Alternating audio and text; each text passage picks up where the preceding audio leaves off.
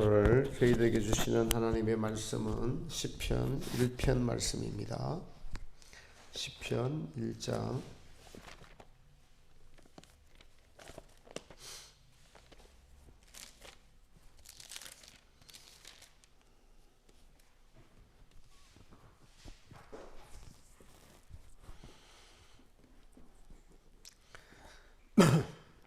우리 다 같이 합독하겠습니다. 시편 1편 시작. 복 있는 사람은 악인의 꾀를 쫓지 아니하며 죄인의 길에 서지 아니하며 오만한 자의 자리에 앉지 아니하고 오직 여호와의 율법을 즐거워하여 그 율법을 주야로 묵상하는 자로다. 저는 시냇가에 심은 나무가 시절을 쫓아 가시를 맺으며 그 잎사귀가 마르지 아니한 같으니 그 행사가 다 형통하리로다. 악인은 그렇지 않으며 오직 바람에 나는 겨와 같도다.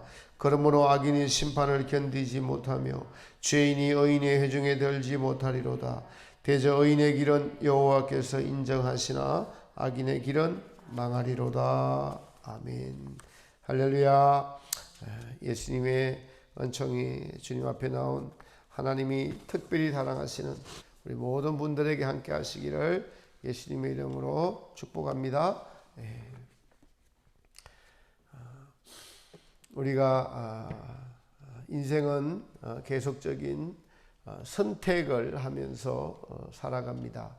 하나님이 만드신 작품 중에 가장 위대한 것이 하나님의 형상을 닮은 사람입니다.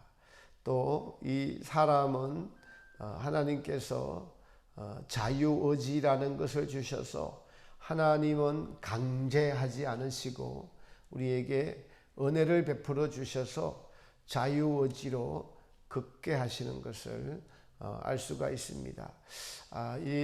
우리가 아이가 태어나서 유아기를 거쳐 청소년 또 어린이, 청소년, 청년, 어른이 되어가는 그 과정을 보면은 하나님이 우리를 어떻게 아버지가 되셔서 우리를 어떻게 양식을 공급하시고 우리를 어떻게 일으켜 세우시고 우리를 이끌어 가셔서 장성한 믿음에 이르게 하시는 것인지 육체의 사람의 자라감을 보면은 하나님이 우리를 인도하심의 그 뜻도 우리는 알 수가 있습니다. 많은 사람들이 복받기를 좋아합니다. 오늘 우리가 읽은 시편 1편도 여러분 그리스도인들이 가장 좋아하는 구절이고 액자로 가장 많이 팔리는 성경 구절이기도 합니다. 누구든 복을 받고 싶어 합니다. 복 받고 싶어 하는 사람은 전부 다 이 성경 구절을 좋아합니다.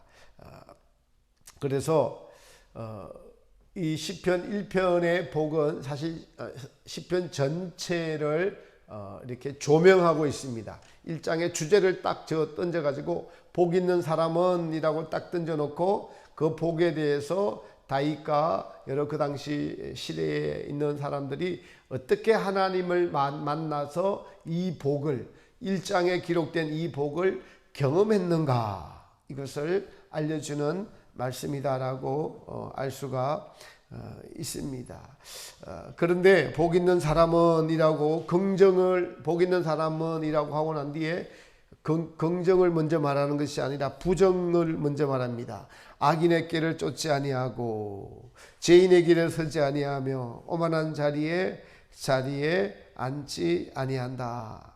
사실 악인은 여기 악인, 죄인 그리고 오만한 자 이렇게 세 종류의 사람이 나오는데 다 공통적으로 지옥으로 들어갈 사람들, 하나님이 미워하시는 사람들이죠.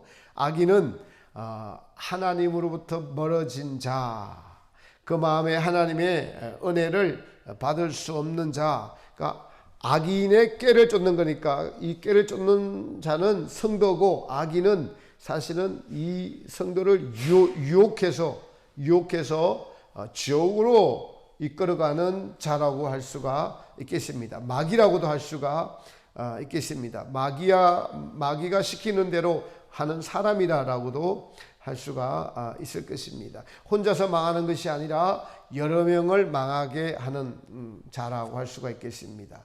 천국과 지옥이라는 책을 쓴 스웨덴보리가 사람이 이 땅에서부터 선인과 악인으로 갈라져 있다라고 합니다. 선인과 악인. 그래서 선인은 줄이 나도 모르게 매여 있어서 천국으로 이끌려가는 그 길로 그를 걸어가고 있고, 악인은 지옥에 끈이 묶여져 있어서 지옥으로 끌려가는 그 길로 서로 끌어가고 있습니다. 그런데 이 땅에 사는 동안에는 이 선인과 악인이 같이 살잖아요.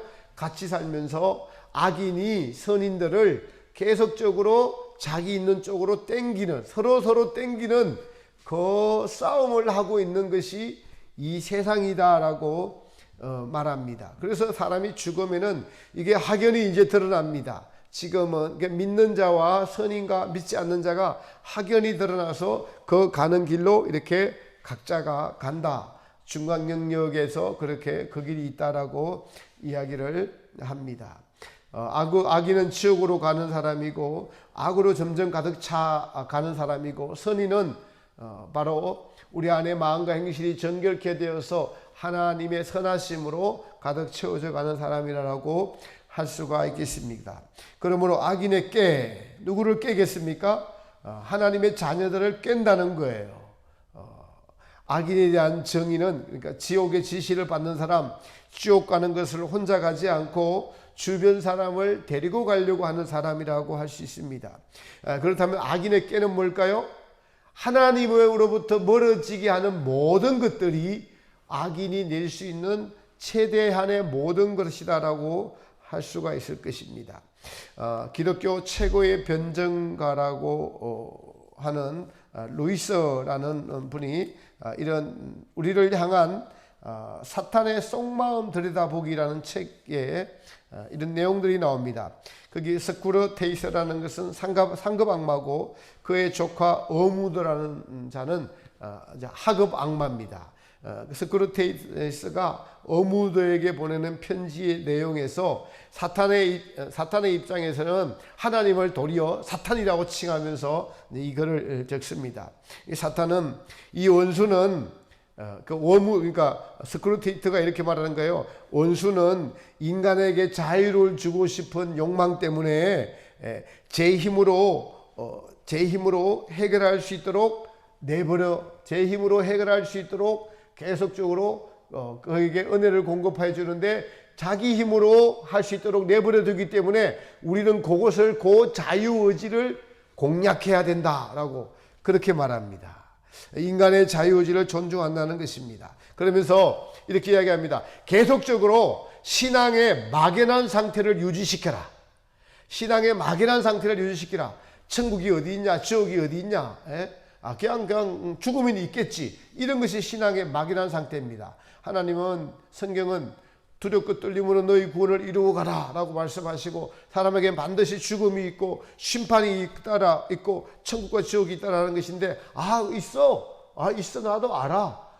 그런데 그것이 지식으로만 있는 이런 신앙의 상태로 놔두라는 겁니다. 계속 그런 상태로 만들라는 겁니다.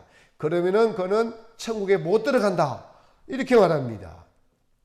그 100명 중에서 1명 정도는 신앙의 용사들이 있을지 몰라도 나머지는 대부분 그냥 막연한 상태니까 그 막연한 상태를 유지하도록 너가 애를 쓰라라는 것입니다. 사실 그리고 또 이렇게 말합니다. 실망감을 최대한 이용하라. 하나님을 믿는 사람들에게 환경에 어려움을 줘서 실패하고 낙심하고 좌절하게 해서 실망감을 그 마음에 가득 심어줘서 하나님의 은혜가 그 안에 들어가지 못하도록 너는 항상 실망감을 그 사람들에게 주도록 하라라는 것입니다. 여러분, 꼭 이런 거예요. 우리가 영이지만은 물질로 이해를 한다면은 우리가 찬바람이 있고 더운 바람이 있습니다. 더운 바람이 들어오면은 우리의 마음이 따뜻해집니다. 우리 육체도 따뜻해지죠. 육체가 따뜻해집니다. 찬바람이 들어오면은 육체가 식습니다. 그래서 우리의 적정 온도가 38도잖아요. 그래서 사람이 죽으면은 이게 체온이 완전히 싸늘해져서 체온이 하나도 남아있지 않게 됩니다. 하나님의 성령님도 우리의 마음을 따뜻하게 해주고 뜨겁게 해주고 부드럽게 해줘서 우리를 어떻게 하냐면은 하나님의 사람으로 이끌어 가세요. 그러나 악마는 어떻게 됩니까? 하나님에 대한 사랑이 식어지게 하고 은혜에서 멀어지게 해서 냉담하게 하고 차갑게 하고 해서 우리를 하나님에게서 떠나게 하는, 이것이 마귀라고 할 수 있습니다. 이런 것들의 찾아오는, 찬 것이 찾아오는 것이 바로 실망감, 실패감, 두려움, 좌절, 낙심, 이런 것들입니다. 이런 것들을 최대한 이용하라는 것입니다. 그래서 이런 깨를 계속 내서 사람들에게 하나님에게서 멀어지게 하는 것이 마귀의 전략이다.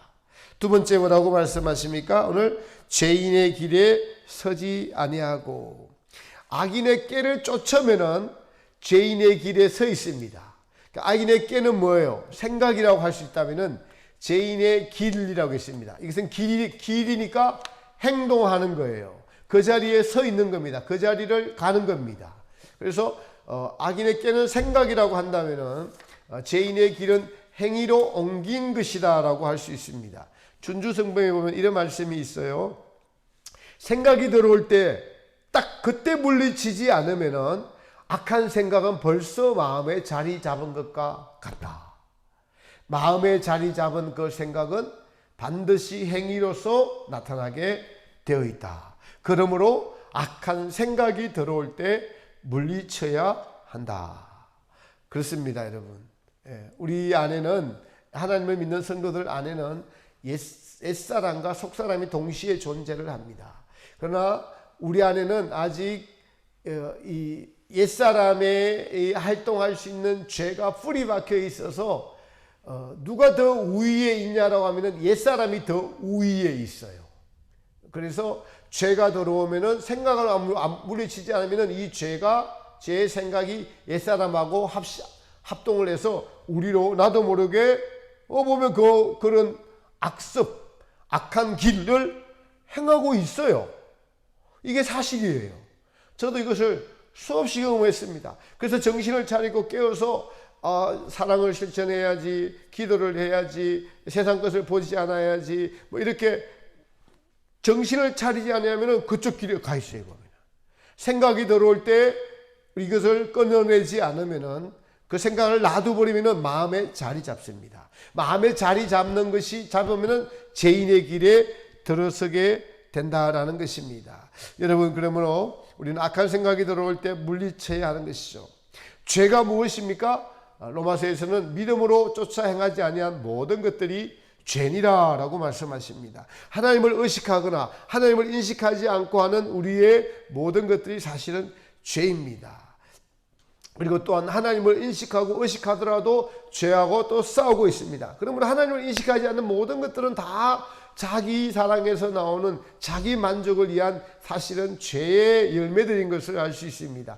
하나님을 인식할 때 비로소 싸우게 되고 악한 깨도 알게 되고 이게 죄인의 길이라는 것도 알게 되고 투쟁이 있게 되는데, 이것이 깨어있는 삶인데 이 깨어있는 삶을 성도들이 살아야 하는 것이 마땅한데 주님은 그것을 원하시는데 우리는, 대부분의 성도들은 깨어있지 못합니다. 하나님을 인식하지 못합니다. 하나님을 놓치는 순간에 우리는 죄인의 길에 서 있는 것입니다.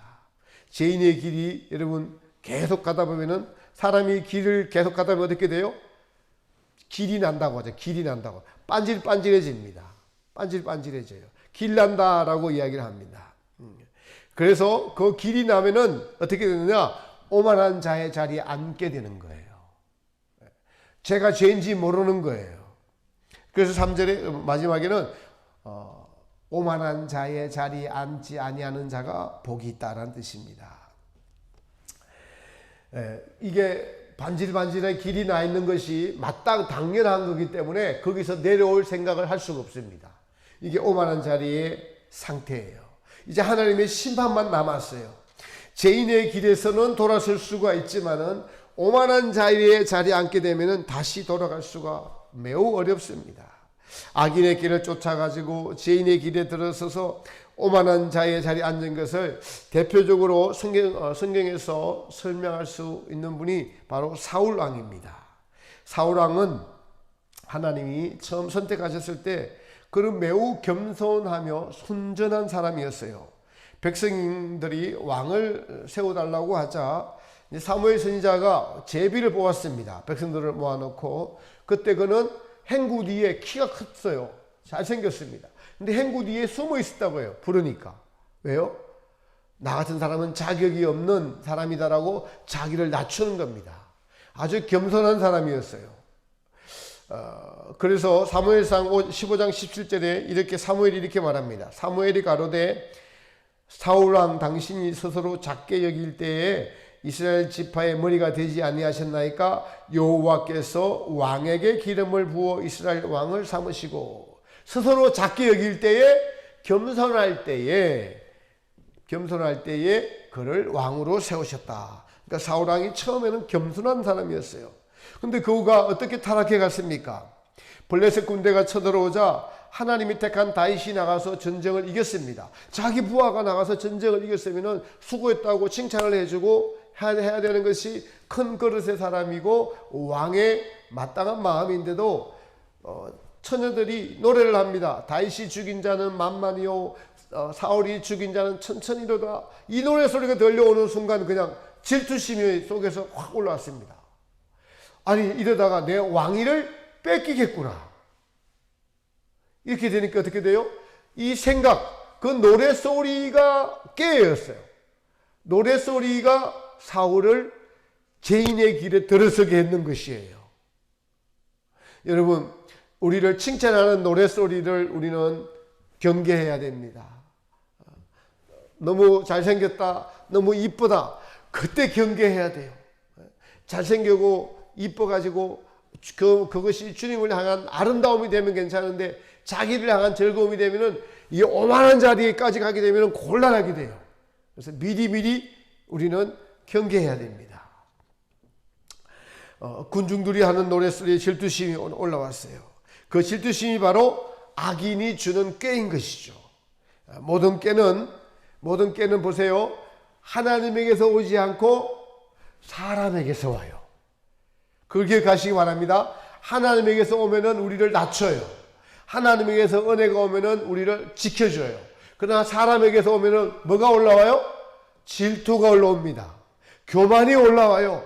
그래서 어떤 상황이든 질투가 오든 교만이 오든 내 안에서 그것이 일어나면은 내 탓이다라고 하고 나를 돌이켜야 됩니다. 아니 저 처녀들을 노래하는 처녀들을 다 잡아와 그러면 안 됩니다. 다윗을 싸움터에 내보내면 안 되겠네 하면 안 되는 겁니다. 바로 내 안에서 내가 질투가 일어나는구나 라고 사람의 꾀는 악인의 꾀는 사람에게서 옵니다. 하나님에게서 오는 것은 평강이요 우리를 겸손하게 하고 하나님의 은혜에 머물게 하는 것을 알 수가 있습니다. 사울이 처음에 초심을 유지했더라면 그렇게 질투하지 않았을 것입니다. 무엇이 질투를 가져오게 했을까요? 왕의 자리죠. 왕의 자리에 올라보니까 너무너무 좋은 겁니다. 너무 좋은 겁니다. 세상의 왕은 모든 것을 자기 마음대로 할 수가 있고 모든 사람이 앞에 와서 절합니다. 절합니다. 다 왕을 높여 세웁니다. 권력의 맛을 알았습니다. 그 권력이 하나님으로부터 온 것을 기억해서 겸손히 낮춰야 되는데 하나님부터 온 것을 잊어버렸습니다. 그래서 자꾸 권력의 맛을 알아가면 알아갈수록 악인의 깨임에 넘어갈 뿐 아니라 죄인의 길에 섰다는 것이에요.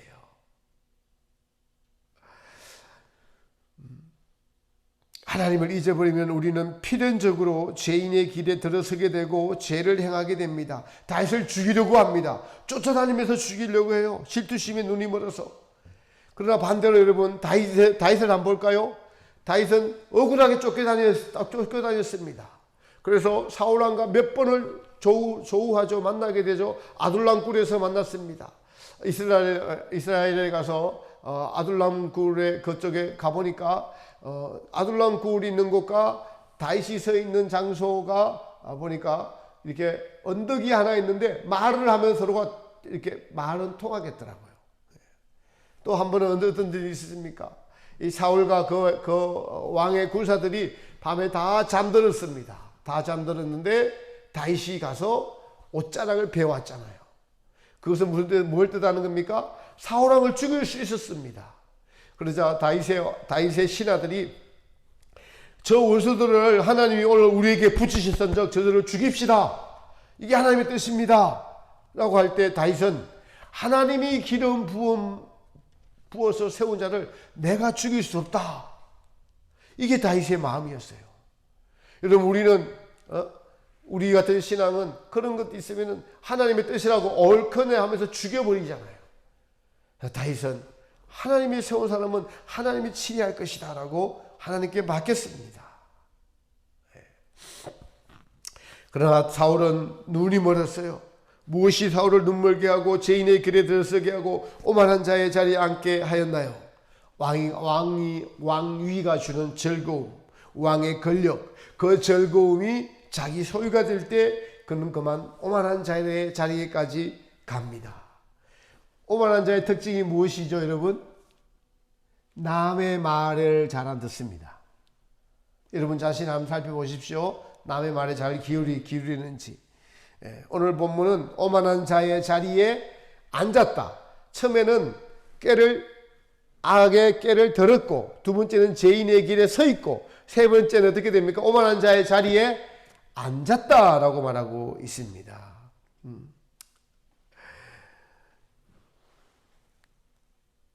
죄인의 길에서 다윗을 쫓아다니니라 온 힘을 뺀 그는 이제 돌이킬 수 없는 오만한 자의 자리에 앉게 되고 어떻게 됩니까? 이제는 그 자리에서 내려오는 것을 죽음보다 싫게 되었습니다.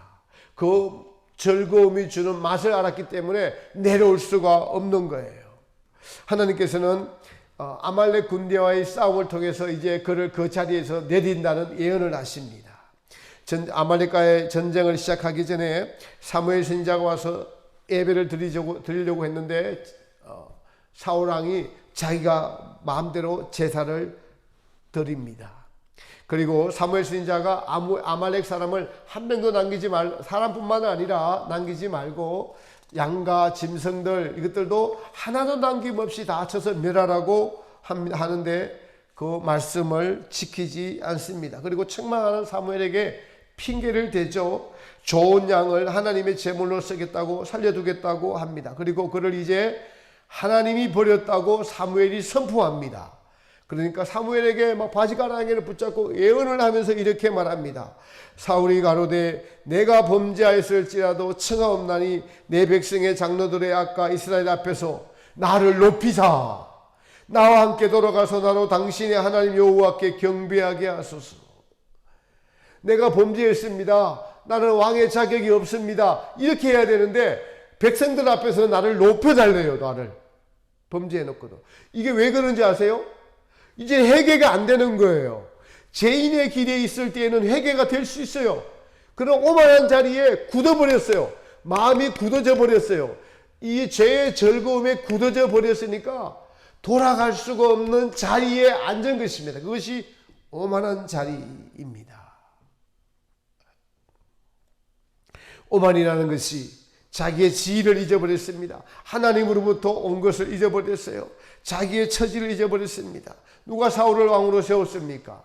하나님이시죠. 그 사실을 잊어버린 것입니다. 그리고 죄를 지으면서도 회개하지 않으니까 여러분 지금 다윗을 죽이려고 쫓아다닐 때부터 사울 왕이 아말렉과의 전투에까지는 지금 오랜 세월이 흘렀습니다.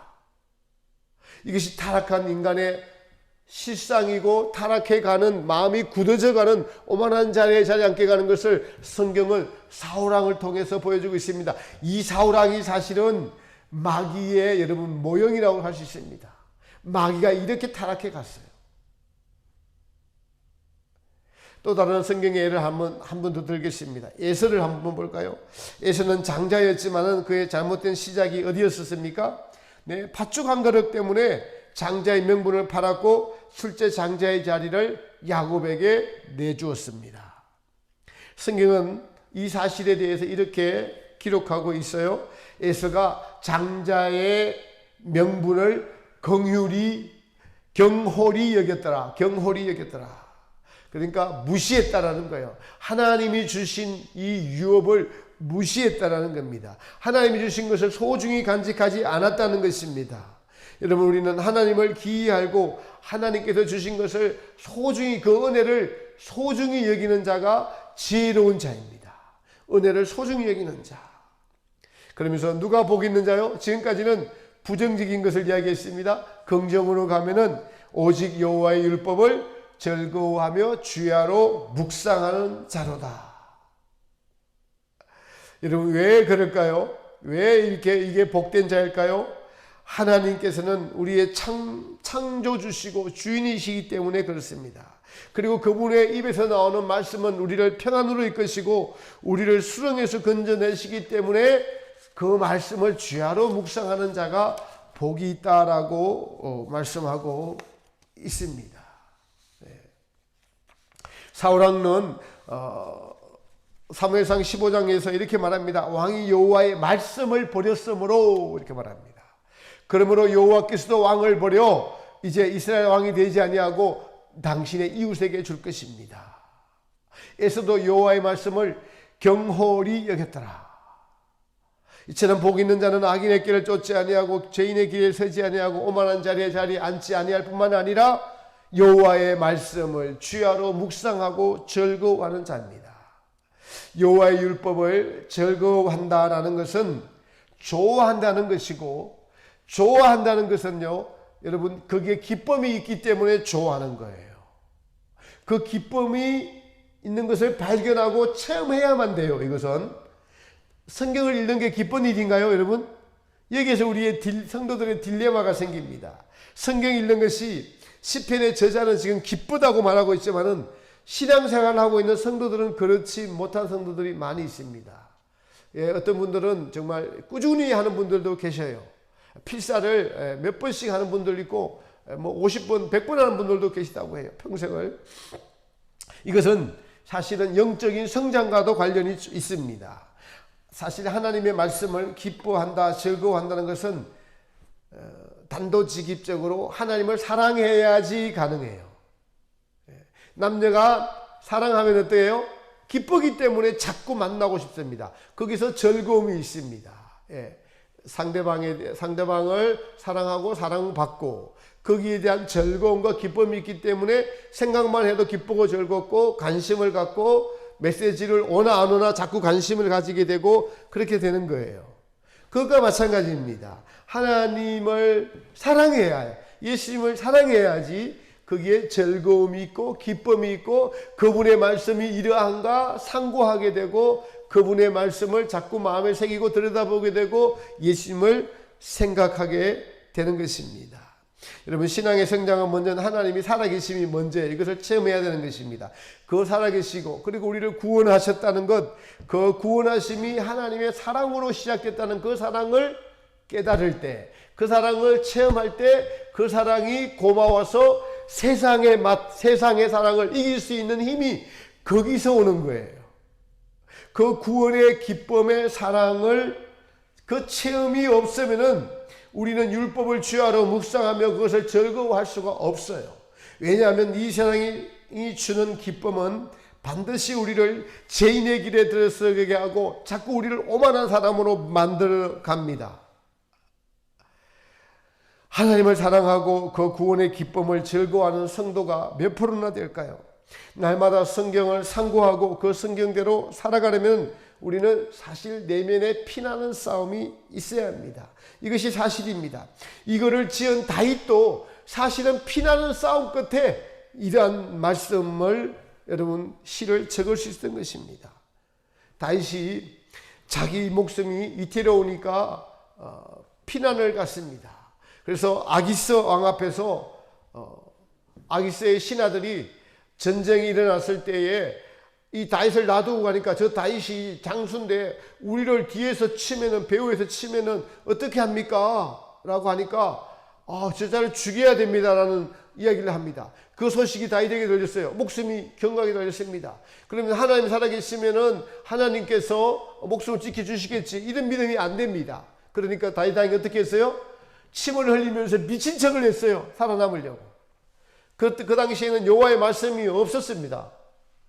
그 위에도 다윗이 우리아의 아내를 범하는 죄를 범하기도 했습니다. 다윗도 죄인이었어요. 그러나 이 모든 것들은 다윗이 이 죄를 이기고 주님 앞에서 주님을 진심으로 하나님을 사랑하면서 영적인 성장을 이룬 이후의 경험을 적은 것들이죠. 오늘 말씀의 주제는 율법을 지키는 자는 그 율법을 지킴으로 말미암아 하나님의 살아계신가 또 하나님을 사랑함으로써 오는 즐거움과 그 기쁨이 있을 것이며 그 기쁨이 시냇가에 심은 나무가 시절을 쫓아 가시를 맺으며 그 잎사귀가 마르지 아니한 같으니 그 행사가 다 형통하리로다. 복 있는 사람은 율법을 지키는 사람이 복 있는 사람입니다. 그 율법이 바로 하나님의 말씀입니다. 죄인에게 주시는 말씀이고 우리가 죄인됨을 아는 것만큼 하나님의 사랑을 알 수 있는 것입니다. 더 나아가 이제 적극적으로 하나님을 사랑하고 이웃을 사랑할 수 있는 자가 되는 것입니다. 이것은 수많은 실패를 경험하고 난 이후에 가질 수 있는 거예요. 하나님을 사랑하는 자가 그 율법의 말씀의 뜻을 즐거움을 아는 것이 왜 아느냐면은 하나님의 말씀대로 다 내게 적용이 되는 겁니다. 여러분 사람과의 내가 어떤 말을 할 때 신뢰가 있어야 되는 거죠. 직장을 다닐 때는 직장의 계약서를 쓸 때는 그것이 말씀이에요. 직장의 말씀입니다. 그 계약대로 내가 일해야 되고 그 계약